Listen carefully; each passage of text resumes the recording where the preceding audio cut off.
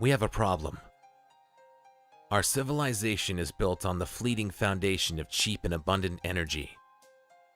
Without huge amounts of very cheap energy, we would be unable to maintain our society, our economy, or our food production.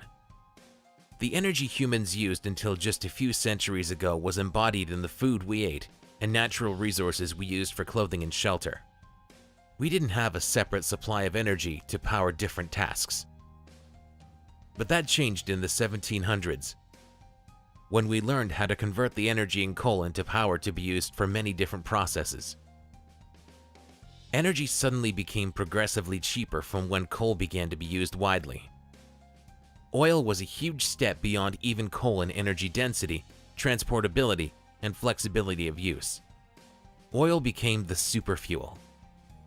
By the 1960s, oil was even cheaper and more flexible and had come into universal use.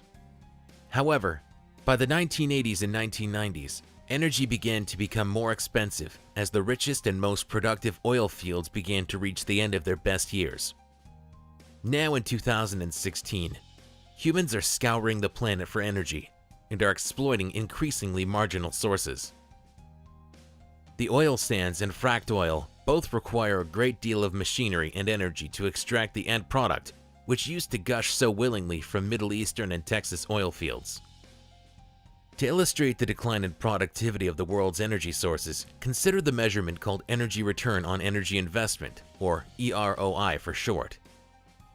This measurement relates the energy input required to generate an energy output, resulting in the usable net energy, the energy that has actually become available to use in society. In the early days of the richest fields in the Middle East and West Texas, 1 barrel of oil would produce enough energy to find, drill for, and pump 100 barrels of oil for an EROI of 100 to 1 and an energy output of 99. Today, it takes much more energy to mine sticky sand and melt the oil out of them than it does to put a pipe into a large pool of oil and stand back as it gushes out of the ground, as it did in the earliest days of oil exploitation. In 2016, the EROI of the Alberta oil sands and tight oil has declined to approximately 5 to 1. Fracked oil and deep water oil also share an EROI of around 5 to 1. The worldwide EROI of oil is currently around 17 to 1 and falling. Biofuels are possibly not even energy positive with EROIs at Canadian latitudes of between 0.7 to 1 and 1.4 to 1. Eventually, all of our energy will be renewable because the non-renewables, fossil fuels, will have been mined to the point where more energy will be required to extract what remains than the output provides. The EROI of wind generators is currently as high as 14 to 1.